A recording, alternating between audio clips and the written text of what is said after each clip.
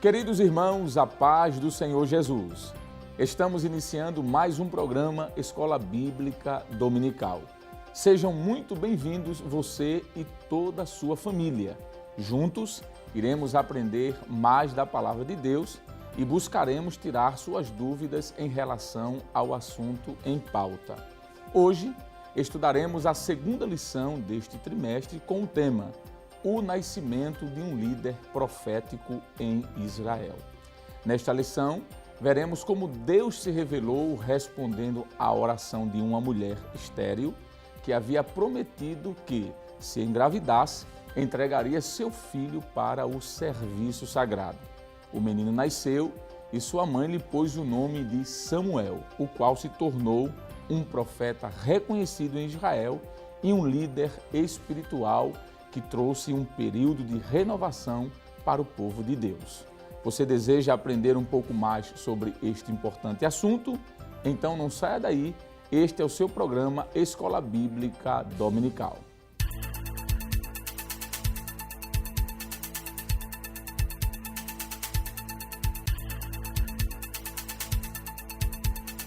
O texto áureo nos diz: E sucedeu que, passando algum tempo, Ana concebeu e teve um filho, e chamou o seu nome de Samuel, porque dizia ela: O tenho pedido ao Senhor.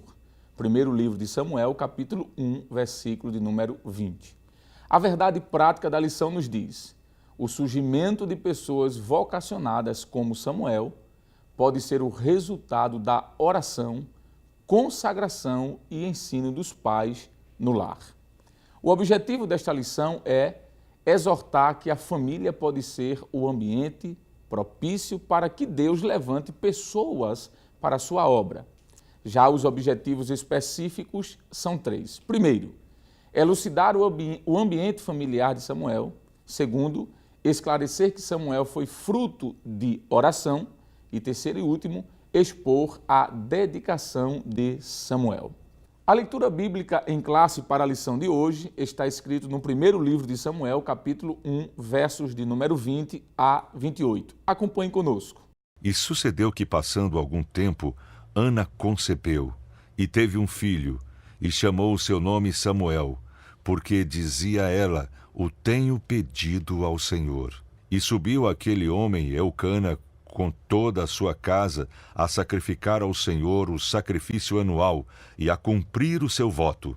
Porém Ana não subiu, mas disse ao seu marido: Quando o menino for desmamado, então o levarei para que apareça perante o Senhor e lá fique para sempre.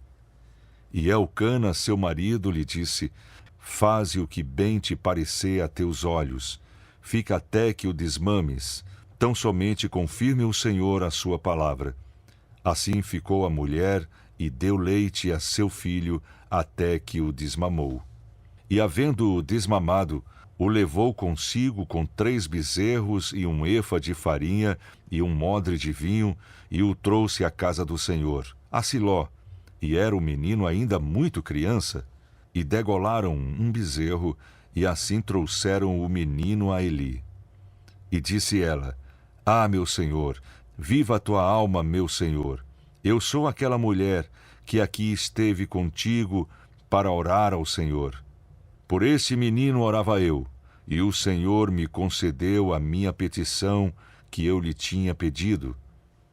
Pelo que também ao Senhor eu o entreguei, por todos os dias que viver, pois ao Senhor foi pedido, e ele adorou ali ao Senhor. Para comentar a lição de hoje, contamos mais uma vez com a participação do presbítero e professor Jonatas Zeder. Paz do Senhor, professor. Amém. Professor e presbítero Alessandro Barreto. Amém.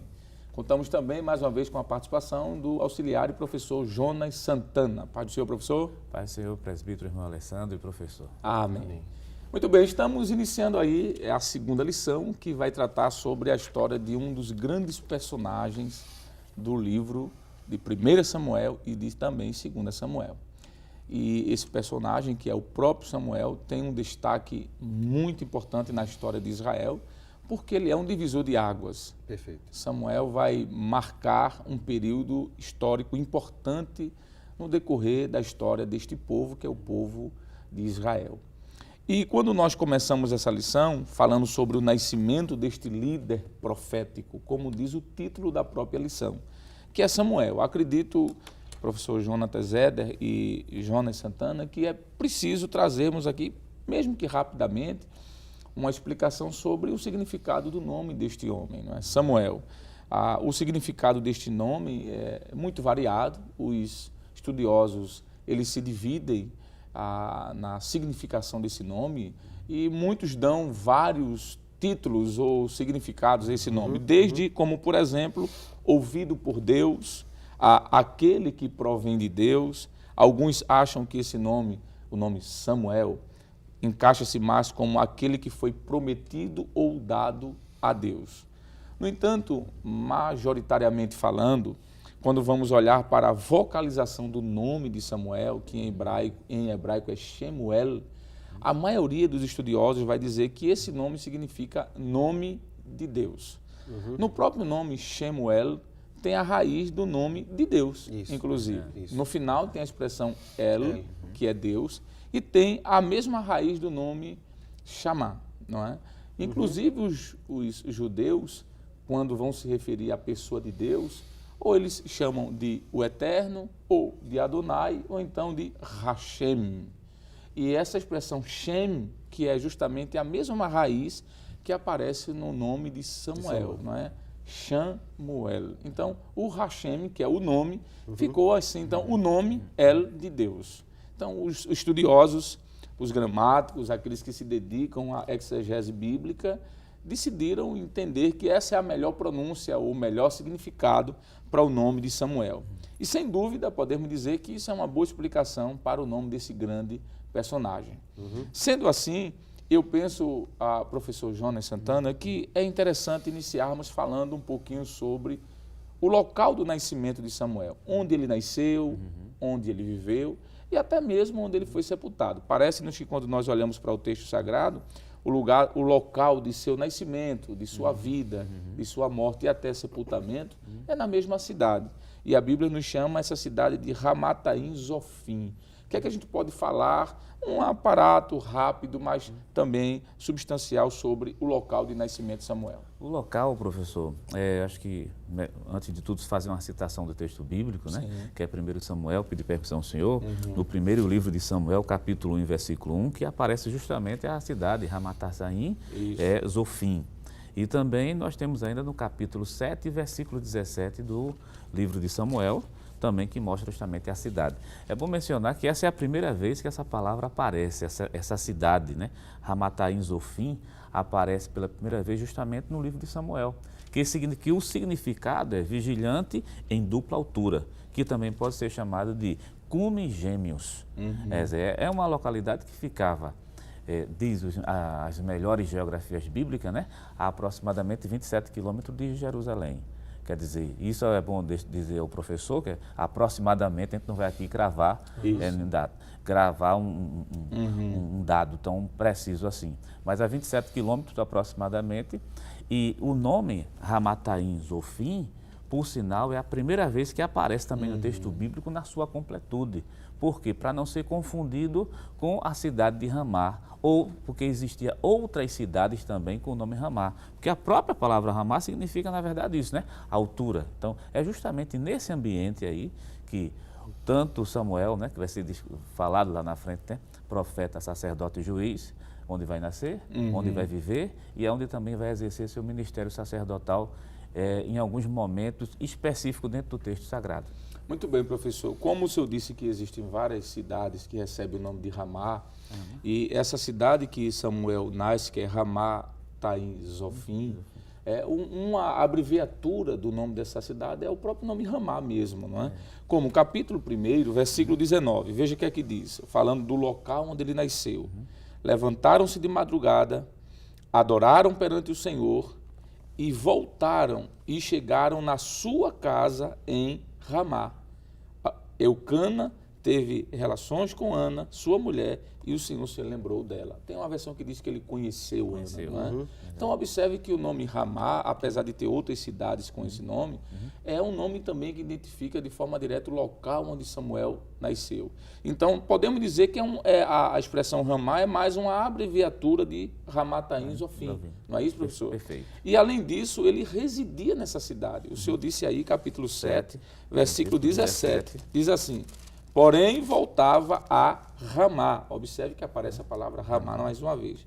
Porém, voltava a Ramá, porque a sua casa estava ali, onde julgava a Israel. E edificou ali um altar ao Senhor. Então, observe que ele nasce em Ramá, ele vive em Ramá, e ele vai ser, professor, sepultado em Ramá.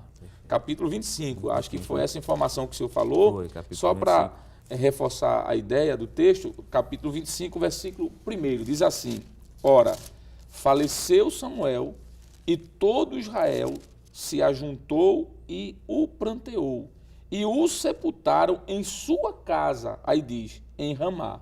Então, observe que ele nasce em Ramá, ele vive em Ramá e ele é sepultado em Ramá, não é? Muito bem. Dito isto, professor Jonatas Éder, a gente pode falar agora então um pouquinho sobre a família de Samuel. E o que é que a gente pode, já de início, trazer sobre a família de Samuel? Sobre o seu pai, sua mãe, o nome do pai e da mãe, quantos irmãos ele teve. A Bíblia fala sobre isso.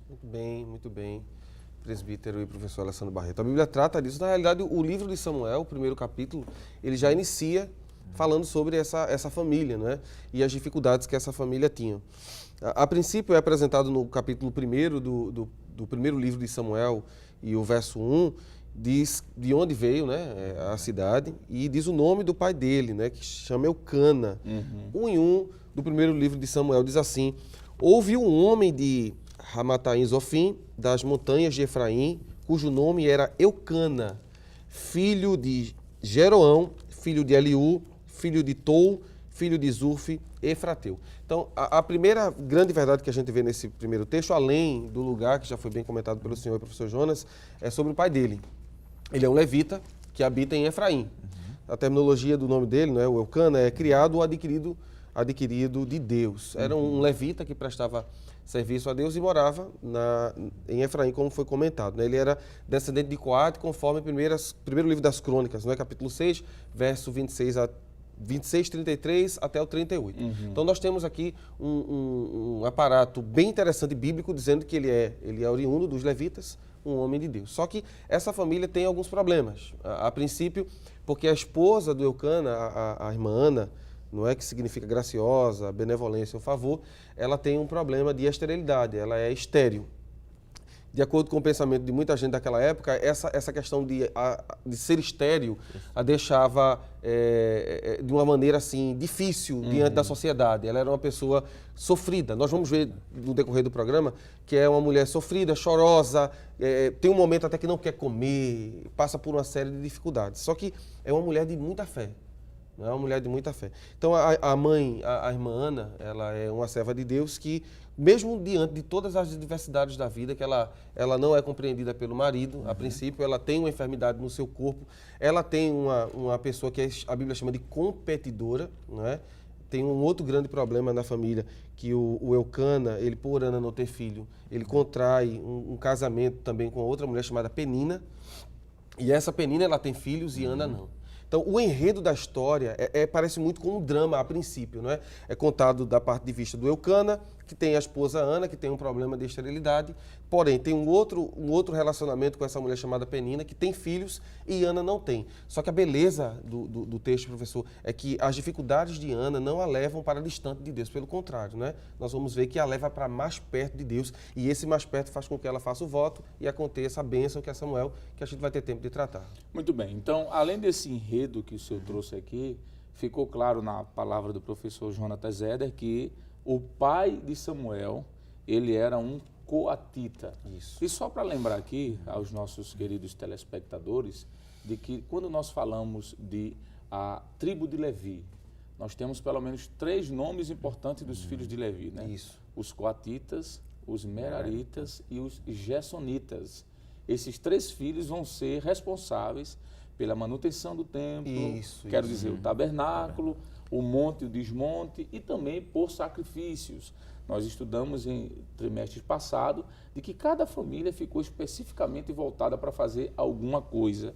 E é interessante notar também aqui que quando o Senhor diz isso, que ele era ele era oriundo dos levitas, o Senhor citou aqui 1 Crônicas, capítulo 6, versos 66, 33 e também 34. Então, isso já vai nos abrir daqui a pouco porta para um outro assunto que veremos mais na frente.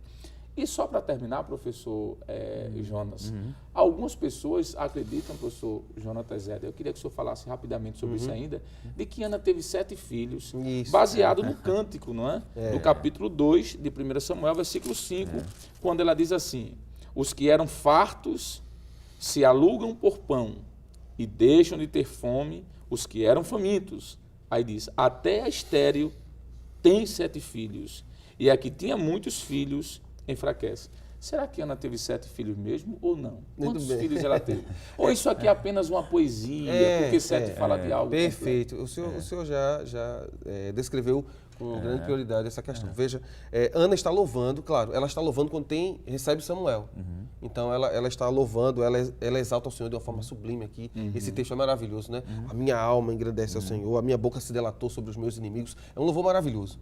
Só que dentro desse aspecto que ela está louvando ao Senhor, ela vai dizer assim, não, teve 7 filhos, no sentido pleno, porque 7 dentro do costume judaico é o número pleno, porque foi nesse período que Deus criou o mundo e todas as questões. Porém, a Bíblia diz quantos filhos, Ana teve, não é? Do capítulo 2, verso 21. É interessante nós lermos esse texto, né? 2 e 21 do primeiro livro do profeta Samuel diz assim: visitou, pois, o Senhor a Ana e concebeu, e teve 3 filhos e 2 filhas. E o jovem Samuel crescia diante do Senhor. Então, somando Samuel com as 2 filhas e os 3 filhos, ela teve 6 e não 7.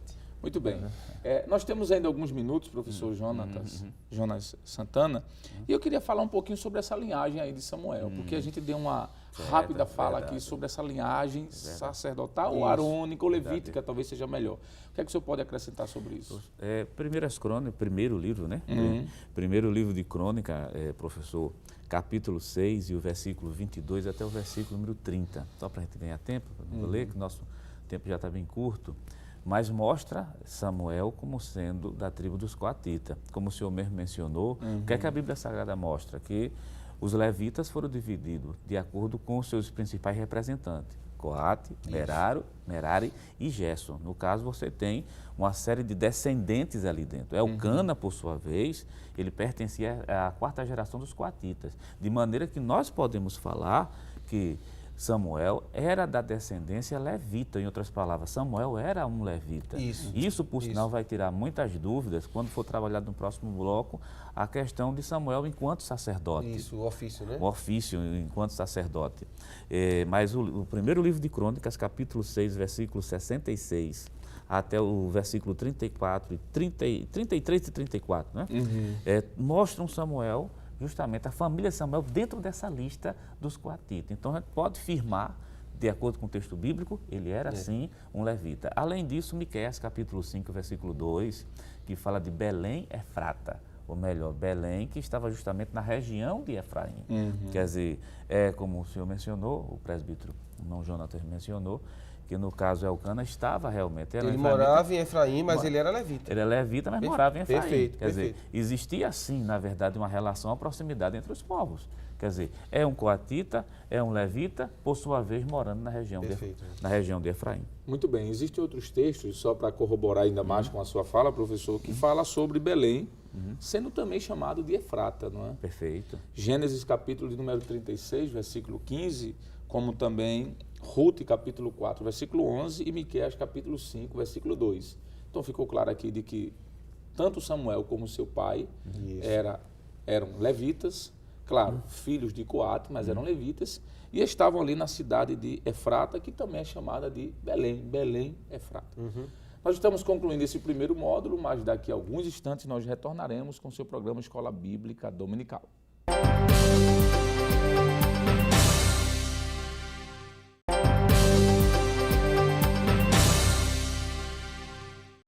Bem, queridos irmãos, estamos de volta no seu programa Escola Bíblica Dominical. Estamos comentando a segunda lição desse quarto trimestre de 2019, falando sobre o nascimento de um grande profeta chamado Samuel. Professor Jonatas Eder, nós iniciamos falando sobre profeta. Isso. Então, nós podemos falar de um tríplice ofício de Samuel. E o primeiro seria o de profeta.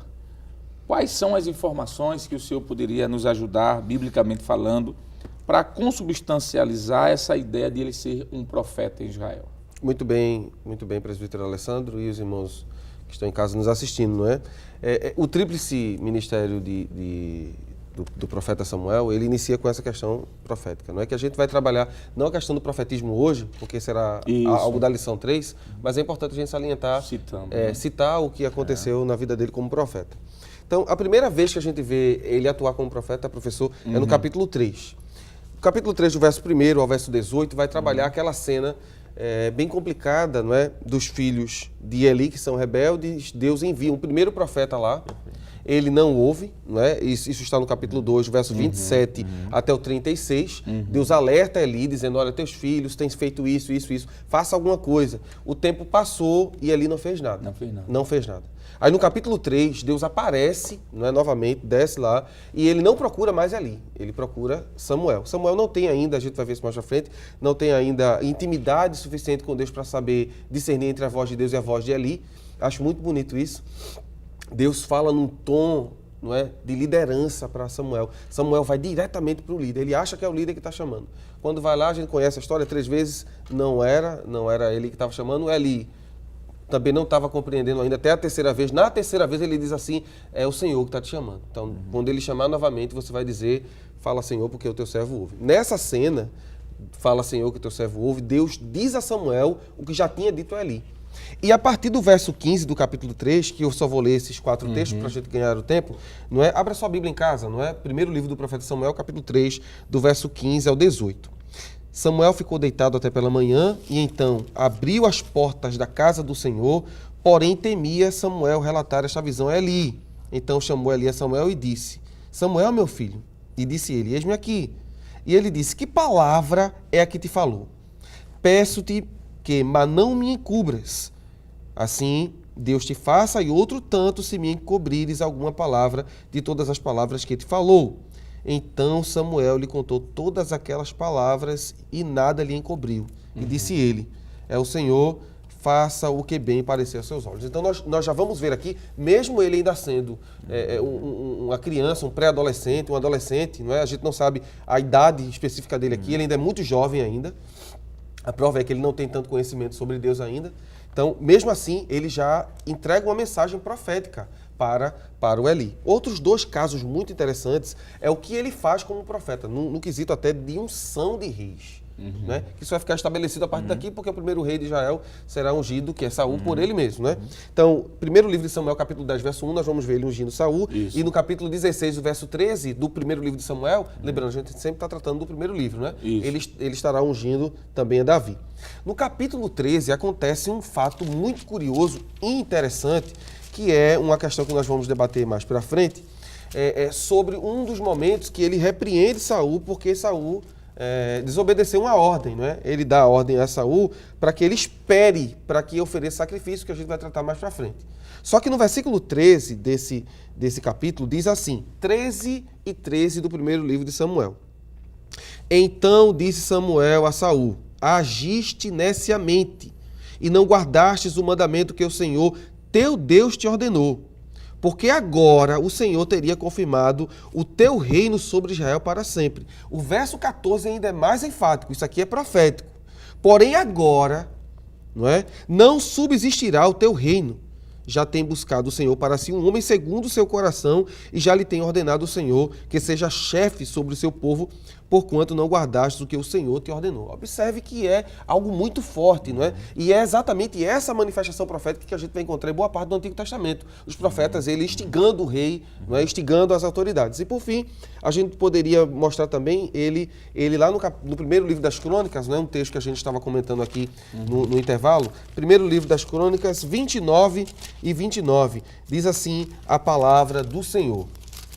Os atos, pois, do rei Davi, assim os primeiros como os últimos, eis que estão escritas. Aí diz assim, nas crônicas de Samuel, o vidente, não é? Um dos termos no Antigo Testamento para profeta, não é? É vidente. E nas crônicas do profeta Natã e nas crônicas de Gade, o vidente. Então, ele é colocado junto com Natã, que a gente conhece, que é profeta, aquele que vai repreender Davi. Ele é colocado junto com Gade e o termo utilizado aqui como vidente dá a evidência disso, professor Barreto. Muito bom. Então, observe que nessa fala do professor Jonas, ficou claro aqui pelo menos 3 momentos da vida profética de Samuel. Perfeito. Ele como jovem, com 12 anos aproximadamente, Isso. Deus já chama ele e diz, você vai entregar uma mensagem profética. E o mais difícil foi que ele foi entregar uma mensagem profética para Eli. E o senhor me fez lembrar algo, ele não consegue dormir. Ele Ele não. recebe aquela Isso mensagem. não é? Isso é o princípio de respeito. Ele não não é? consegue dormir. Porque ele sabia que ele recebe estava... a palavra. Isso, professor. Isso é o princípio de respeito, porque ele sabia que ele era o seu líder. Perfeito. Então, por mais que ele tivesse tido algum tipo de falha, ele tinha receio de como se dirigir. Mas veja, um momento profético na infância. Aí o senhor citou aqui o momento em que ele vai ungir Saul e Davi, no capítulo 10, Saul, e no capítulo 16, Davi. É um momento de maturidade adulta. E o senhor terminou citando agora 1 Crônicas 29, quando ele já está velho. Perfeito. Então, observe que a vida dele foi de profeta. Glória a Deus por isso. Samuel foi um profeta. Glória a Deus. Professor Jonas Santana, nós podemos dizer que, além de profeta, ele foi juiz de Israel? Com certeza, professor, porque além o texto sagrado mostra isso, né?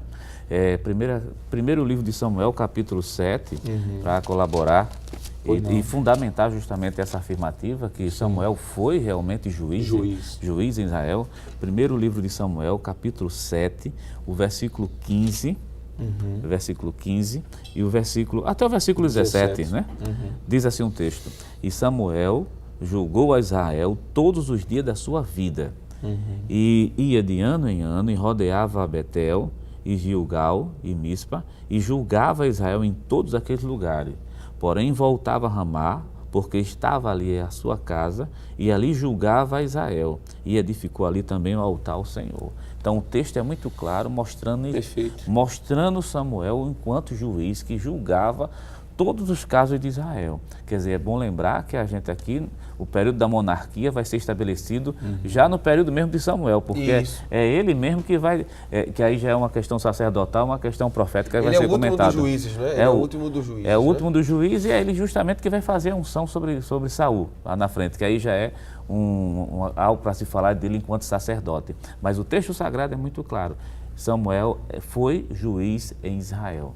Muito bem, então fica claro aqui pelo menos 2 ofícios. Ficou muito claro, bem esposado, bem apresentado. Samuel como profeta e Samuel como juiz. Isso. Mas um terceiro, por que não dizer ofício de Samuel, é um pouco discutido entre os teólogos, que é o ofício de Samuel como sacerdote. Há um grupo de teólogos que concordam, há um grupo de teólogos que não concordam, mas aqui nós vamos citar e ficar com o autor da lição, pastor comentarista da lição desse trimestre, e com outros teóricos, como, por exemplo, Norman Champlin, Roy Zuck, não é? D.L. Moody, Donald C. Stamps, que é o comentarista da Bíblia Pentecostal. Por que não citar outros mais como Barclay, que é um grande comentarista bíblico? Todos esses vão dizer que Samuel, além de ser profeta e juiz, Samuel também exerceu o ministério de sacerdote. E quando nós olhamos para a Bíblia, nós podemos ver uma informação interessante. Capítulo de número 2 de Samuel, versículo de número 18. Eu vou ler aqui na versão atualizada, que diz assim: Samuel, porém, ministrava perante o Senhor, sendo ainda menino, e diz, vestido de uma estola sacerdotal de linho. Observe que a versão corrigida não traz esse detalhe. Éfode, né? Que é a mesma coisa, né? Traz a palavra éfode. Mas quando nós olhamos para a versão atualizada ou até contemporânea, ela diz que ele vestia uma estola sacerdotal de linho. E significa dizer, então, de que para ele estar usando isso, isso já era uma indicação de um futuro, vou usar o nome, ministério que ele exerceria. Perfeito. É claro que só a partir dos 30 anos é que o homem era considerado um sacerdote. Mas o fato dele, com aproximadamente 12 anos, estar usando isso já é uma indicação da sua chamada sacerdotal. É significativo dizermos também o que alguns estudiosos nos dizem, de que a estola de linho, essa estola ou esse éfode que Samuel estava utilizando, era uma estola usada por sacerdotes. Nós temos aqui o livro de 1 Samuel, capítulo de número 22. Vamos ver esse texto, versículo 18, diz assim: Então o rei ordenou a Doeg: vira-te e arremete contra os sacerdotes. Então se virou Doeg e o edomeu, e arremeteu contra os sacerdotes, e matou naquele dia 85 homens que vestiam uma estola sacerdotal. A mesma terminologia utilizada lá. A mesma terminação que a expressão me'il é a mesma expressão que aparece com Samuel. Perfeito. Nós temos outro texto que podemos citar, que é 2 Samuel, capítulo 6, versículo de número 14. Diz assim a palavra de Deus: O carro veio ao campo de Josué, o belemita, quer dizer, o betessemita, e parou ali, ao lado de uma grande pedra. E fenderam-se de madeira o carro e ofereceram-se ali vacas ao Senhor em holocaustos. Observe que está se falando aqui de oferecimento, de sacrifício, e apenas alguém que exercia esse ministério poderia fazer isso, poderia fazer os sacrifícios. Nós temos aqui outras informações que eu gostaria de dizer. Por exemplo, quero fazer uma citação ipsilíteris aqui de D.L. Moody. Ele diz assim, que no capítulo de número 2, vamos voltar lá mais uma vez, capítulo 2 de Samuel, agora no versículo de número 19, diz assim: Sua mãe, a mãe de Samuel, lhe fazia uma túnica pequena e de ano em ano lhe trazia, quando o seu marido subia para oferecer sacrifício anual. Observe que no versículo 18 ele fala de um éfode, de uma estola sacerdotal, e no versículo seguinte fala que a mãe de Samuel fazia ali uma túnica. A D.L. Moody diz o seguinte, que essa túnica, que é também o nome Me'il, que aparece no hebraico, poderia ser feita pela mãe do sacerdote. E quem é que faz essa túnica para Samuel? É a irmã. A sua mãe, Ana, não é? E ele diz aqui o seguinte, que o Talmud, ele faz uma citação do Talmud, diz que esta peça poderia ser confeccionada pela mãe do sacerdote, e é provável que esse exemplo dado por Ana tenha sido o sinal precedente das demais mulheres. Significa dizer que Ana abre aí uma nova história, digamos assim, não é? Sem falar que Samuel vai sacrificar também, papel que só um sacerdote faz. Citando aqui textos, 1 Samuel capítulo 9, versículos do 11 ao 24, nós vamos ver ele fazendo também o papel sacerdotal em 1 Samuel capítulo 13, versículo de número 8 ao versículo 14. Que é aquele momento que o abençoado do Saul, ele vai na frente, né? Isso. Se precipita. Ele se precipita, ele faz o serviço e é repreendido por Samuel. E Samuel diz assim, você não tem autoridade para fazer isso. Convoca para si a autoridade, não é? A autoridade de sacrificar. Era dado só ao sacerdote. Samuel disse que quem tinha que fazer isso era a minha pessoa. 1 Samuel, capítulo 16, versículo 1 ao 3. Vamos ver esse versículo para terminarmos, porque fala também de um papel exclusivamente sacerdotal. Diz assim, disse o Senhor a Samuel, até quando terás pena de Saul, havendo-o eu rejeitado, para que não reine sobre Israel? Enche o teu vaso de azeite e vem. Enviar-te-ei à casa de Jessé o belemita. Dentre os seus filhos me tenho provido de um rei. Aí veja o que é que diz o versículo 2. Porém, disse Samuel, como irei eu, Senhor? Ouvindo-o Saul me matará. Disse o Senhor, veja o que é que Deus está mandando. Deus vai mandar Samuel fazer um exercício sacerdotal. Glória a Deus. Verdade. Toma contigo um novilho e diz, vim para sacrificar ao Senhor. Isso é lindo. Esse texto não tem como negar. A gente sabe que existe uma discussão se ele era sacerdote ou não, mas esse texto podemos citar outros. 1 Samuel, capítulo 10, versículo 17 ao 27, capítulo 12, versículo do 1 ao 25, mostra claramente papéis únicos e exclusivos de um sacerdote. E por que não dizer 1 Crônicas, primeiro livro das Crônicas de Rei de Israel, capítulo 9, versículo 22, quando ele faz a escolha dos porteiros Perfeito, para o verdade. templo. E, professor Jonas, parece-me que só quem podia escolher os porteiros eram os sacerdotes. Só o sacerdote. E é bom mencionar também, professor, o contexto histórico aonde Samuel está inserido, que fez com que Deus o escolhesse como sendo para assumir a função de sacerdote, porque Eli já tinha sido reprovado. O professor da escola dominical pode ver isso no capítulo 2 do primeiro livro de Samuel. O capítulo 2 por completo é melhor, tem alguns versículos específicos, né? Mas podemos citar capítulo 2 e o versículo número 22, capítulo 2 do primeiro livro de Samuel, versículo número 29, capítulo 3 do primeiro livro de Samuel e o versículo 13. Esses são versículos específicos que mostram que está sendo removido um sacerdócio e outra pessoa está sendo escolhida para ser sacerdote. E se o senhor me permitir, Sim, professor, sim, tem um versículo no capítulo 3 que eu acho que sintetiza tudo que o professor Jonas falou. Capítulo 3, observe o que é dito no versículo de número 10 em diante, né? Então veio o Senhor a ele e esteve e o chamou, como das outras vezes, Samuel, Samuel, e de Samuel fala, porque o teu servo ouve.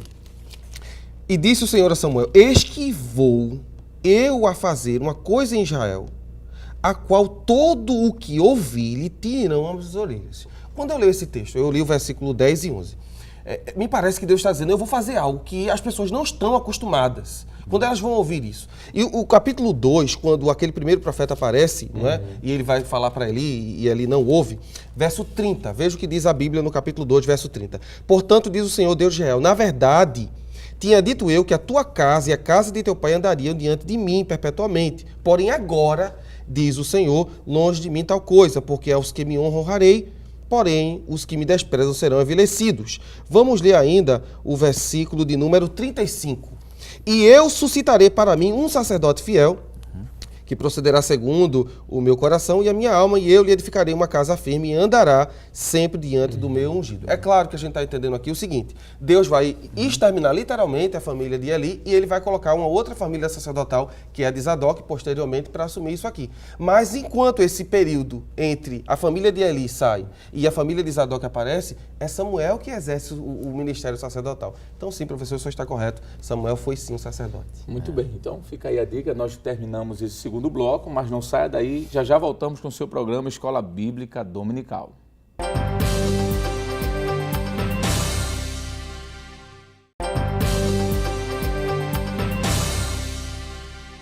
Estamos de volta no seu programa Escola Bíblica Dominical, comentando a segunda lição desse quarto trimestre.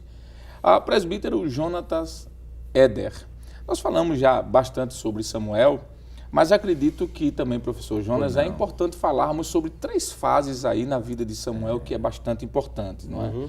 Há quem, inclusive, de forma didática, fale sobre 3 momentos em que ele foi, de alguma forma, consagrado. Alguém prefere o nome dedicado ao Senhor. E a primeira fase dessa consagração é antes, inclusive, dele nascer. A Bíblia nos mostra que a sua mãe o dedicou mesmo antes de estar grávida, não é? Capítulo 2 de primeiro livro de Samuel, versículo de número 11 diz, quero corrigir, capítulo 1, versículo 11, e fez um voto dizendo, ó Senhor dos exércitos, se benignamente atentares para a aflição da tua serva, e de mim te lembrares, e da tua serva não te esqueceres, mas a tua serva deres um filho, ao Senhor o darei por todos os dias da sua vida, e sobre a sua cabeça não passará navalha. Aqui é interessante porque ela não estava nem gestante ainda, mas ela já estava fazendo um voto. Glória a Deus. E esse voto, professor Éder, que Ana vai fazer, é o voto de nazireado. Isso. O que é que a gente pode comentar rapidamente sobre esse voto, professor? Porque a Bíblia nos mostra de que existe este voto, inclusive em outros personagens, como, por exemplo, Juízes capítulo 13, não é isso? Que é o Sansão, né? Não é isso? O que é que a gente pode comentar sobre isso? O nazireado, conforme o senhor já falou, não é? A ideia do nazireu é aquele que é dedicado para o Senhor. Isso. E aí existiam algumas pessoas que eram dedicadas por um tempo. Porém, Samuel, no próprio contexto levantado pelo Senhor, a ideia de que ele seria consagrado ao Senhor por sua vida inteira. Ele serviria ao Senhor. Agora, a beleza que o Senhor levantou em relação a essa questão de Samuel é que ele é dedicado muito criança ainda, mesmo antes de ter sido nascido. Né? Ela recebeu aquela palavra profética posteriormente, mas ela está orando ao Senhor, dizendo: Senhor, se o Senhor me der, eu lhe darei para que ele lhe sirva por todos os dias. Tem um texto, né, Números, capítulo 6, verso 3 a 6, se você pode ler em casa, que corrobora para entender como era consagrado essas crianças, né, ou adultos que se devotavam ao Senhor no intuito de serem nazireus. Isso. E há o texto de Juízes, capítulo 13, versículo 5, que diz assim: porque eis que tu conceberás e terás um filho, e sobre sua cabeça não passará navalha, porquanto um menino será nazireu de Deus desde o ventre. Isso está falando aqui sobre Sansão, não é? Que inclusive também vai ser um dos juízes de Israel. Não é? Então observe que é possível fazer esse voto de nazireado e até ser consagrado no ventre. Não é isso, professor? Perfeito. E a palavra nazireu vem do hebraico nazir, derivado de uma palavra nazar, que significa separar, consagrar, abster-se. Vem também de uma expressão hebraica nezer, que significa diadema, coroa de Deus. Glória a Deus. Então, Samuel já era uma coroa de Deus antes mesmo de nascer. Claro que isso aqui está na sua presciência, e quando o senhor cita o texto de Números capítulo 6, verso do 1 até o verso de número 21, nos mostra de que tanto homem como mulher poderia fazer o voto de nazireado. Não era só homem, não é? Não deveria cortar o cabelo, não deveria comer carne, alguns tipos de carne, não poderia tocar em mortos, né? Isso. Não poderia comer nada da videira, nada da videira poderia ter acesso. Nada disso aí. Era uma consagração, literalmente, não é isso?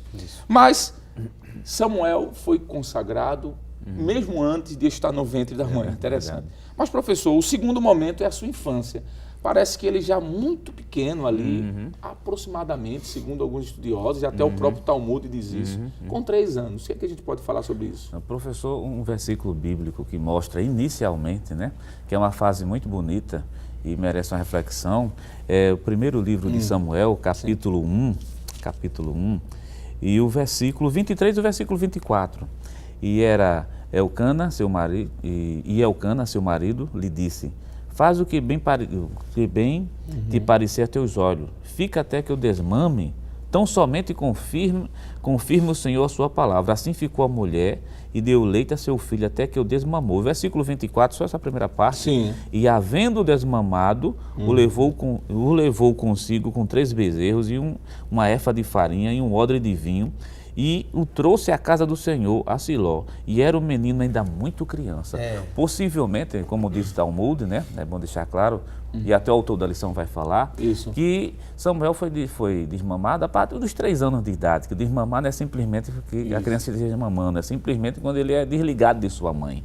Quer dizer, dá para a gente perceber que essa mãe preparou essa criança, porque se é realmente 3 anos de idade, é uma criança pequena, que está sendo conduzida até o templo, e ali vai ficar com a responsabilidade de cuidar, não, de criar, literalmente de criar. Uma criança de 3 anos, professor, para ela se alimentar precisa da ajuda de alguém adulto, para ela se vestir, por exemplo, para dormir. Uma criança de 3 anos é muito comum acordar nas madrugadas chorando, né?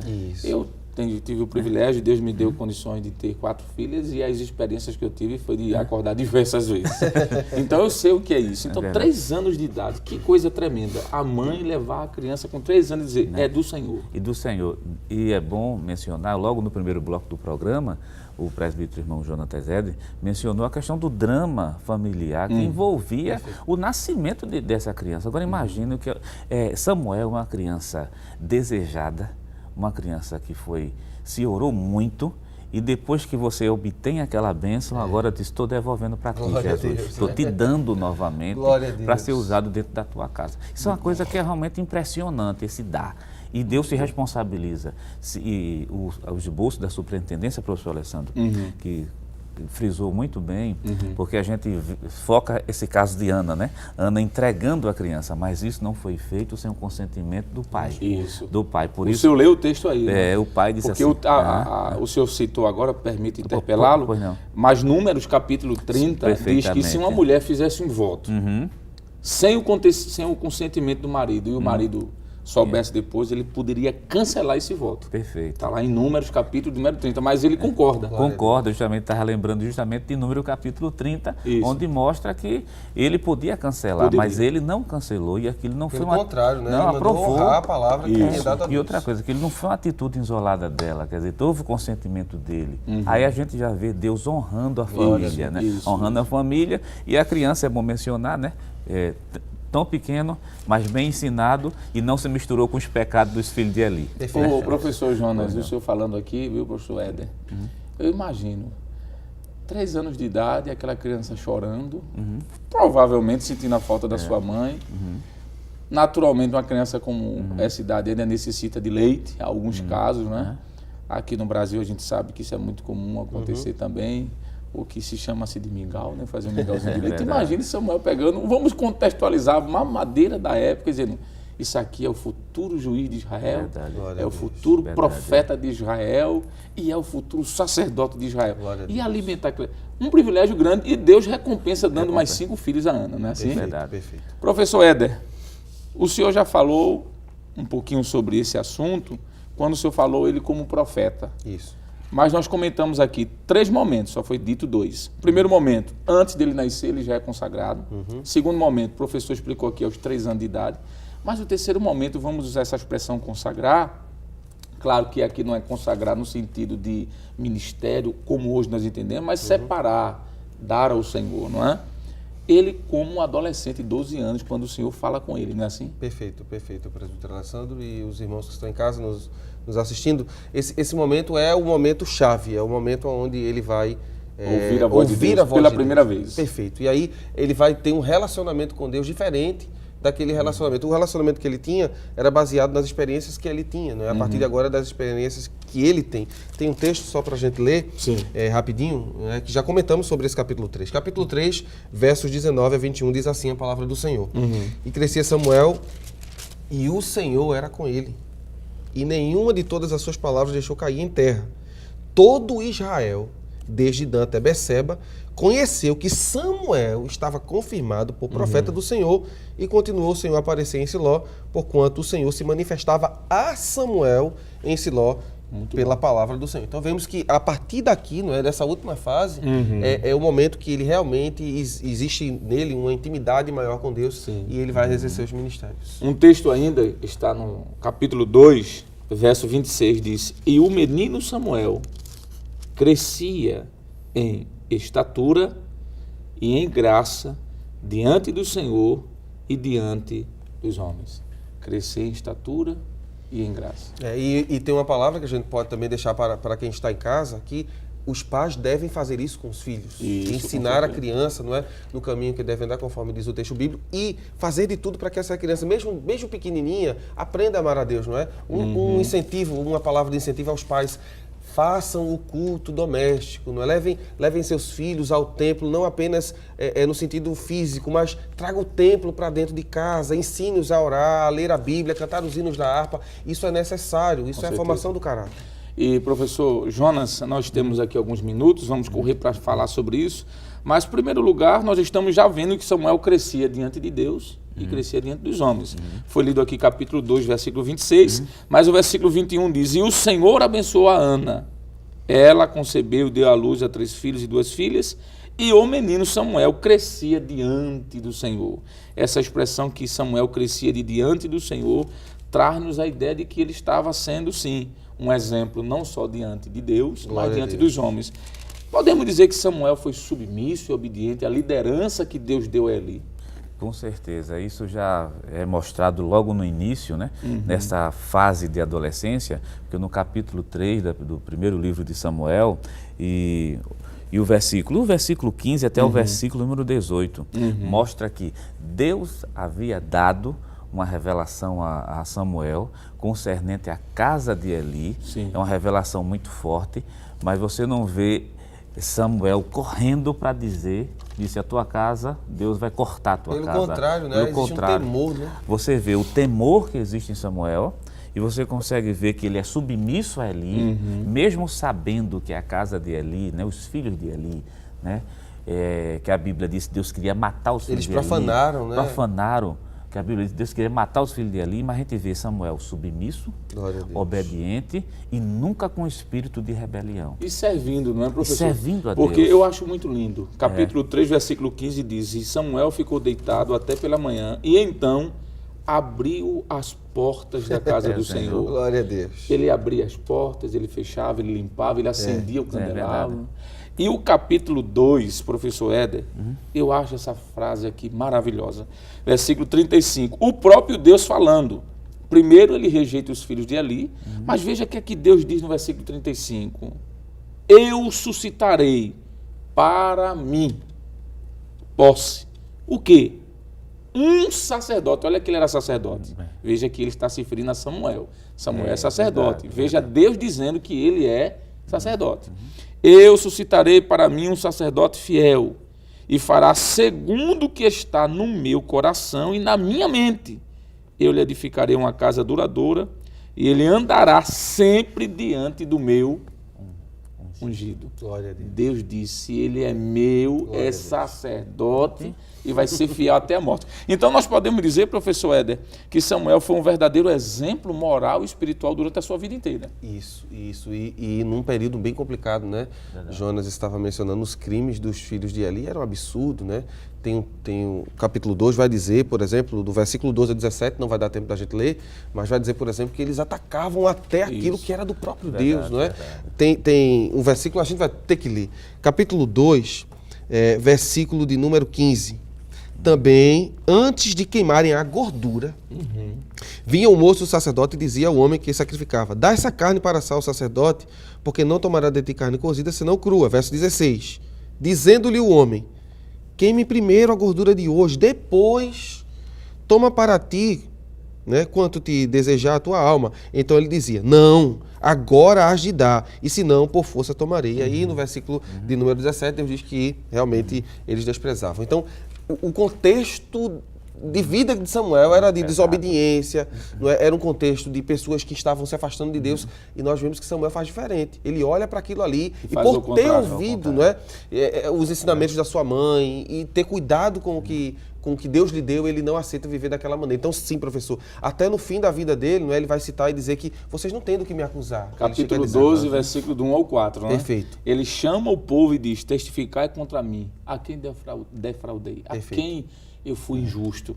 E o povo, no versículo 4, diz assim, Samuel diz: desde criança até hoje, com clãs na cabeça, cabelos brancos, velho, ninguém pode dizer nada. E o povo diz assim, e respondeu o povo: em nada nos defraudaste, nem nos oprimiste, nem tomaste coisa alguma Glória a Deus. da mão de ninguém. Verdade. O povo olha para Samuel e diz: tu és um homem velho, mas criança, adolescente, jovem, adulto e velho, tu és o mesmo. Glória a Deus. Capítulo 3, versículo 19 diz: e crescia Samuel, e o Senhor era com Aleluia. ele, Com ele. e nenhuma de todas as suas palavras deixou cair em Glória a terra. Deus. Samuel é um grande exemplo de obediente aos seus pais e obediente ao seu líder. Amém. Deus abençoe. Portanto, querido professor e amigo, nesta lição aprendemos que Deus está atento às nossas orações e à nossa disponibilidade para servi-lo de forma agradável. Assim como Deus levantou Samuel para um período específico, Deus ainda hoje tem preparado pessoas para levantar em nossos dias. Depois de uma lição tão maravilhosa como esta, chegou o momento de agradecermos a Deus por tudo aquilo que aprendemos com a sua palavra. E isso faremos com o presbítero Jonathan Éder. Amém, professor. Vamos orar, meus irmãos. Pai, louvamos o teu nome por poder, mais uma vez, parar e meditar em tua palavra e aprender, Senhor, que tu estás no controle de tudo. Tu estás no controle em meio às nossas dores e sofrimento, como foste com Ana. Tu estás no controle, Senhor, quando as coisas não estão tão bem na vida familiar, conforme foste com tua filha. Tu és um Deus de resposta, Tu és um Deus, Senhor, de milagres, ao ponto de fazer a estéril ter filho. Senhor, Tu permaneces sendo aquele que traz à tona aquilo que muita gente pensa que não existe, conforme vimos hoje na vida de Samuel. Queremos Te louvar, Senhor, por este exemplo da Tua palavra e Te pedir, Senhor, que possamos viver também assim para a glória do Teu nome. Estende uma bênção especial sobre todos os irmãos que estão em casa, sobre a vida do anjo da igreja, o pastor Ailton José Alves, sobre a direção da igreja, sobre a superintendência, Senhor, e que possamos sempre preservar o amor às Escrituras e, Senhor, viver para a glória do Teu nome. Nós Te louvamos por esse dia, em nome de Jesus. Amém. Chegamos ao final de mais um programa. Hoje estudamos a segunda lição com o tema O Nascimento de um Líder Profético em Israel. Na próxima semana veremos a terceira lição com o título A Chamada Profética de Samuel.